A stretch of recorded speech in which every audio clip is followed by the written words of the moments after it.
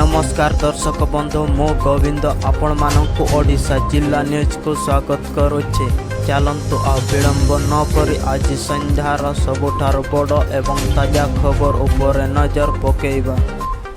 PEO और junior assistant परीक्षा तारीख परिवर्तन पाई आवेदन करि पारिबे छात्र छात्री। पंचायत निर्वाही अधिकारी और जूनियर असिस्टेंट परीक्षा दिन अन्य कौनसी प्रतिद्वंदितामूलक परीक्षा थिले परीक्षा तारीख घुंचाइबाकु परीक्षार्थी माने आवेदन करि पारिबे। एने ओएसएसएससी पक्षर वेबसाइट रे एक नोटिस जारी करा जाइछे। नवेम्बर 5 तारीख रे जेउ परीक्षार्थी को अन्य प्रतिद्वंदितामूलक परीक्षा थिबो सेमाने 5 तारीख मध्य परीक्षा तारीख घुंचाइबाकु वेबसाइट रे आवेदन करि पारिबे। सूचना योग्य समान समय रे एकाधिक प्रतिद्वंदितामूलक परीक्षा थिबारु आशायी माने पीईओ और junior assistant computer skill test परीक्षा तारीख परिवर्तन करने दाबी करथिले। परवर्ती खबर ओएसएससी जारी कला नियुक्ति कैलेंडर। नवेम्बर और डिसेम्बर मासर परीक्षा तारीख घोषणा। वर्तमान समय रे चाकरी समस्तंकर दरकार। विशेषकर सरकारी चाकरी करिबा आजिकाली अधिकांश छात्र छात्री एक बड़ प्रश्न पलटि जाइछे।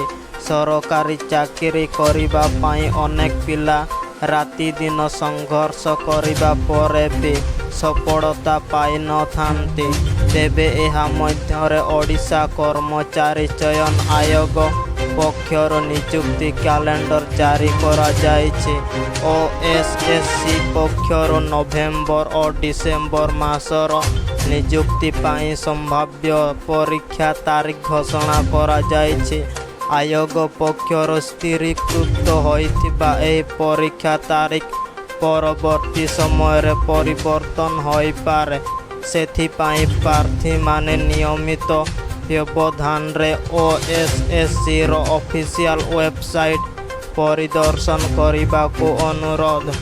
सरकारी माध्यमिक स्कूल पाई स्थायी शिक्षक परीक्षार सर्टिफिकेट वेरिफिकेशन चलित मास 1 ରୁ 6 तारीख पर्यंत चलिबो।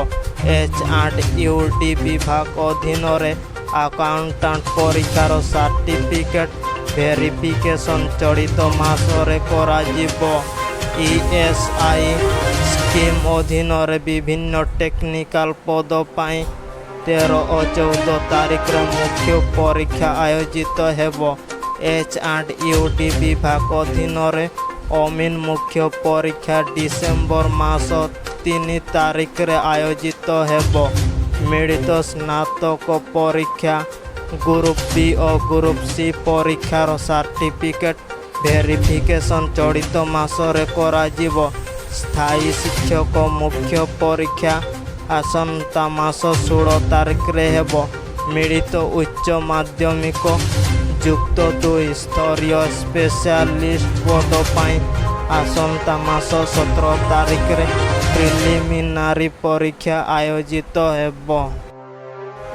परवर्ती खबर लगातार अपराजय रही विश्वकप सेमीफाइनल रे भारत। अंतर्जातीय क्रिकेट परिषद आईसीसी द्वारा परिचालित दिनिकिया विश्वकप 2023 रे गुरुवार भारतीय खिलाड़ी दमदार प्रदर्शन सह विशाल विजय हासिल करिसेंति। श्रीलंका विपक्ष विशाल 302 रन स्कोर करी विजय हेबा सह विश्वकप सेमीफाइनल को उत्तीर्ण होइछे। 302 रन रे श्रीलंका को हराई भारत सेमी रे पहुंची। अपर पक्ष 19.4 ओवर रे मात्र 55 रन करे श्रीलंका ऑल आउट होइथिला। विश्वकप रे एहा भारतर लगातार सप्तम विजय। से परिचालित विश्वकप रे लगातार अपराजय रही भारत सेमीफाइनल को उत्तीर्ण होइछे। परवर्ती खबर आम ओडिशा नवीन ओडिशा पुणी सामिल हेब आउ 2 जिला गाँव रे जगन्नाथ संस्कृतिर प्रसार सह प्रति पूजा स्थलीर होछि विकास। नुआ ओडिशा सशक्त ओडिशा गठनर भित्तिभूमि को सुदृढ़ करुछि आम ओडिशा नवीन ओडिशा। राज्य सरकारଙ୍କ ଏହି ऐतिहासिक योजना रे आज पुणी सामिल हेब आउ 2टी जिला कलाहांडी और नवरंगपुर जिले में आम ओडिशा नवीन ओडिशार शुभारंभ करिवे मुख्यमंत्री नवीन पट्टनायक। उभय जिलार विभिन्न प्रकल्प पाई 249 कोटी 50 लाख टंका भेटी देवे मुख्यमंत्री। कलाहांडी रे 4678 प्रकल्प पाई 155 कोटी टंका मंजूर हेबाको थिबा बेले नवरंगपुर जिल्ला रे 2942 प्रकल्प पाई 49 कोटी 50 लाख टंका मंजूर करिवे मुख्यमंत्री। प्रति पंचायत को मिलिबो 50 लाख टंका। राज्य रे सबु गाँव विकास पाई लक्ष्य रखिछंती राज्य सरकार।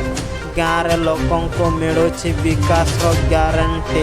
आम ओडिशा नवीन ओडिशा कार्यक्रम रे प्रति गाँव रे जगन्नाथ संस्कृतिर संरक्षण और प्रति पूजा स्थलीर विकास करा जाउछि। डिजिटल भित्तिभूमिर विकास एही योजनार अन्यतम लक्ष्य। गाँव रे इंटरनेट संजोग विज्ञान पार्क दक्षता विकास केंद्र बैंकिंग सुविधा आदि जोगाई दे सबु वर्गों पाई सुजोग सृष्टि करा जाउछि। आज संध्यार सबुठार बड़ एवं ताजा खबर को मु एठी समाप्त कली। नमस्कार।